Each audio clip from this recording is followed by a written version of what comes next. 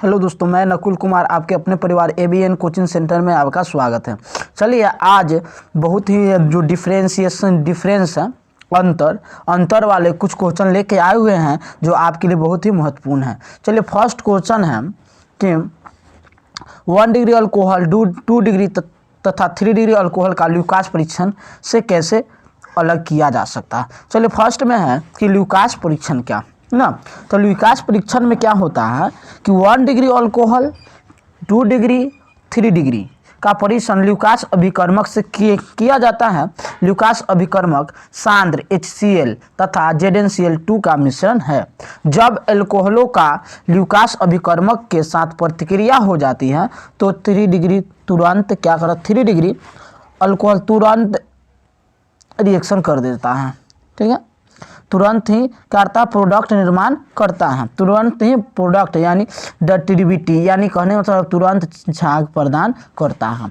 उसके बाद है कि 2 डिग्री अल्कोहल 5 मिनट बाद, 2 डिग्री अल्कोहल 5 मिनट बाद और 1 डिग्री क्या करता है, अभिक्रिया नहीं कर पाता है, यानी यह ल्यूकास टेस्ट नहीं देता है। लेकिन यह ल्यूकास 2 डिग्री और 1 डिग्री 2 डिग्री 5 मिनट बाद अंदर झाग उत्पन्न करता है और 1 डिग्री अल्कोहल कमरे के ताप पर अपना उत्पाद यानी झाग उत्पन्न नहीं करता है, DDT। ठीक है, प्रिसिपिटेट उत्पन्न नहीं करता है।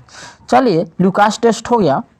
अगला क्वेश्चन है कि निम्नलिखित एसिटाल्डिहाइड एवं कीटोन में अंतर बताएं और दूसरा का क्वेश्चन है फेनॉल तथा अल्कोहल में अंतर बताएं। चलिए यहाँ पे है फेनॉल, एसिटाल्डिहाइड एवं कीटोन। देखिए एसिटाल्डिहाइड का सूत्र होता है CH3CHO और कीटोन का सूत्र होता है CH3COCH3। और अल्कोहल से प्रतिक्रिया करता है, यह अल्कोहल से प्रतिक्रिया करता है या कोई प्रतिक्रिया नहीं करता है, यानी एसिटाल्डिहाइड अल्कोहल से प्रतिक्रिया करता है लेकिन कीटोन किसी से प्रतिक्रिया नहीं करता है, कोई प्रतिक्रिया नहीं करता है अल्कोहल से। चलिए आगे है कि यह फेलिंग घोल के साथ प्रतिक्रिया कर लाल अवक्षेप बनाता है और यह कोई अवक्षेप नहीं बनाता है। सांद्र और एसिटाल्डिहाइड सांद्र के साथ प्रतिक्रिया कर रेजिन प्राप्त करता है, रेजिन बनाता है और कीटोन सांद्र HNO के साथ NOH के साथ अब प्रतिक्रिया कर रेजिन नहीं बनाता है। चलिए अब फेनॉल और अल्कोहल में अंतर। फेनॉल और अल्कोहल में अंतर क्या है? फेनॉल और अल्कोहल में देखिए फेनॉल का सूत्र होता है C6H5, फेनॉल का सूत्र होता है C6H5OH और अल्कोहल का सूत्र होता है C2। ऐसे अल्कोहल OH जिसमें भी जोड़ना तो वो भी फेनॉल, लेकिन ये क्या है, अल्काइल अल्कोहल हो गया। ठीक है, तो इसलिए C2H5OH हो गया। और देखिए फेनॉल क्या करता है, यह FeCl के साथ प्रतिक्रिया कर बैंगनी रंग उत्पन्न करता है, लेकिन अल्कोहल यह रंग कोई उत्पन्न नहीं करता है, नहीं इसके साथ प्रतिक्रिया कर कोई रंग उत्पन्न नहीं करता है। और फेनॉल अम्लीय होता है और एक अल्कोहल क्या होता है, उदासीन होता है। ठीक है,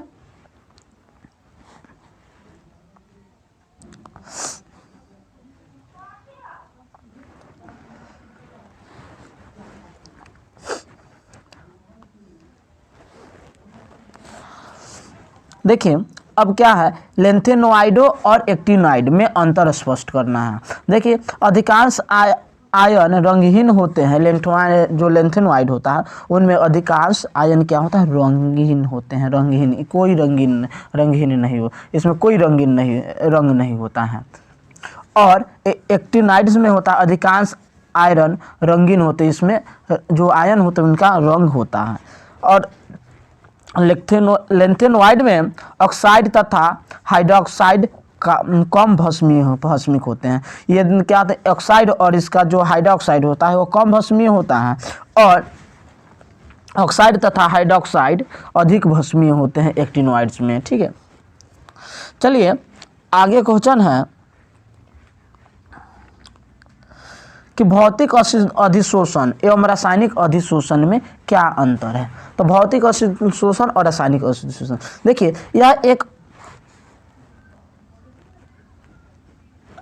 यह अंतर आणविक वांडर वाल बलों का कारण होता है और इसमें यह रासायनिक बंधन के निर्माण के कारण होता है।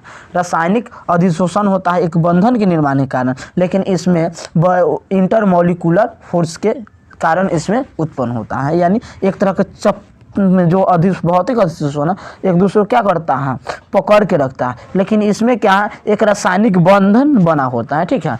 2 नंबर है, यह विशिष्ट नहीं होता है, विशिष्ट नहीं होता है, यह विशिष्ट होता है। ठीक है। और उसके बाद है कि 3 नंबर में निम्न तापक्रम का अनुसरण करता है, तापक्रम बढ़ने से यह घटता है। यह तापक्रम बढ़ेगा तो भौतिक अधिशोषण घटेगा, और रासायनिक अधिशोषण में उच्च तापक्रम के अनुसार अनुसरण करता है, और यह ताप बढ़ने पर ही बढ़ता है।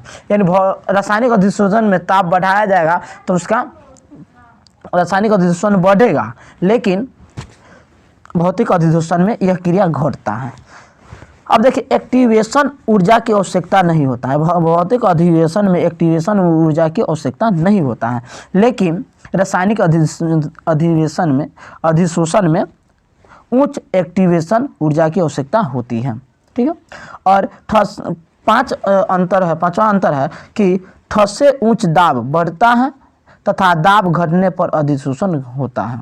इसमें जब भौतिक अधिशोषण दाब घटेगा तो अधिशोषण की क्रिया बढ़ेगा, लेकिन रासायनिक अधिशोषण में होता है कि इसे भी उच्च दाब पर बढ़ाता है, दाब घटने का इस पर प्रभाव नहीं पड़ता। इस पर रासायनिक अधिशोषण होता है उसमें ताप का कोई प्रभाव नहीं पड़ता है। ठीक है। 6 नंबर, यह अवशोषक पर बहु सतह बनाता है, यह अवशोषक पर बहु सतह बनाता है, लेकिन रासायनिक अधिशोषण में यह क्रिया नहीं होता है, केवल इसमें एकल सतह बनता है।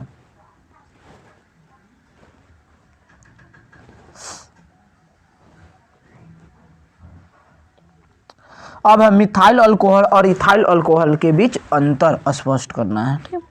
तो मिथाइल अल्कोहल और इथाइल अल्कोहल, मिथाइल अल्कोहल का सूत्र क्या होता है, CH3OH, और इथाइल अल्कोहल का सूत्र होता है C2H5OH। यह आइडोफॉर्म नहीं बनाता है, मिथाइल अल्कोहल आइडोफॉर्म नहीं बनाता है, लेकिन इथाइल अल्कोहल आइडोफॉर्म बनाता है। मिथाइल अल्कोहल एसीटेट बनाता है, और इथाइल अल्कोहल इथाइल एसीटेट बनाता है। मिथाइल अल्कोहल मिथाइल एसीटेट बनाता है, और इथाइल अल्कोहल इथाइल एसीटेट बनाता है। और मिथाइल अल्कोहल H2SO4 और K2Cr2O7 से अभिक्रिया करने पर पहले यह फॉर्मल्डिहाइड बनता है, उसके बाद फॉर्मिक एसिड में चेंज होता है।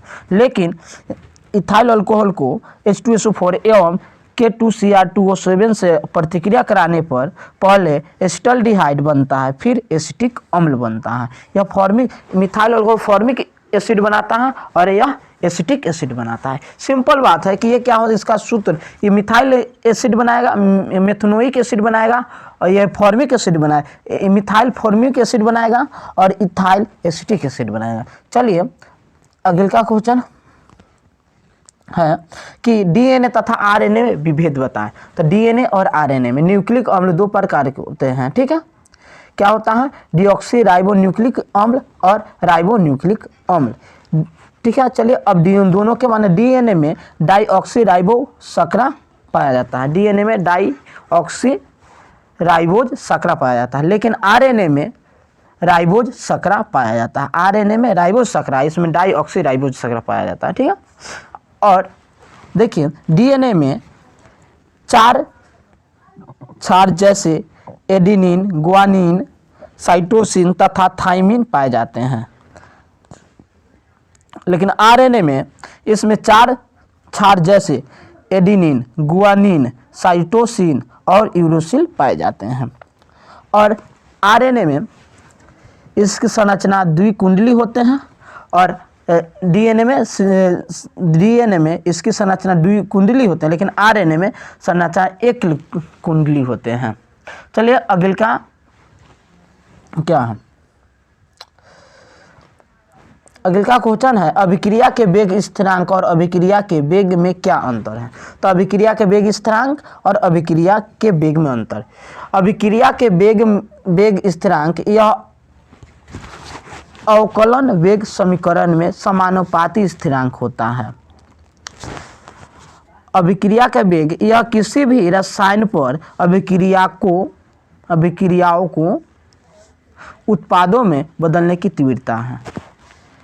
अभिक्रिया के वेग स्थिरांक यह स्थिर होता है और अभिक्रिया के प्रति पर निर्भर नहीं करता है, प्रगति पर निर्भर नहीं करता है। अभिक्रिया के वेग हमेशा अभिक्रिया की प्रगति के साथ साथ घटता है। अभिक्रिया का वेग स्थिरांक यह किसी खास बिंदु पर अभिक्रिया के वेग को सूचित करता है। अभिक्रिया के वेग किसी खास समय पर अभिक्रियक की सांद्रता पर निर्भर करता है और अभिक्रिया के वेग स्थिरांक भिन्न भिन्न अभिक्रियाओं की इकाई भिन्न भिन्न होती है, लेकिन अभिक्रिया वेग सभी प्रक्रियाओं की इकाई समान होती है, प्रति मोल सेकेंड।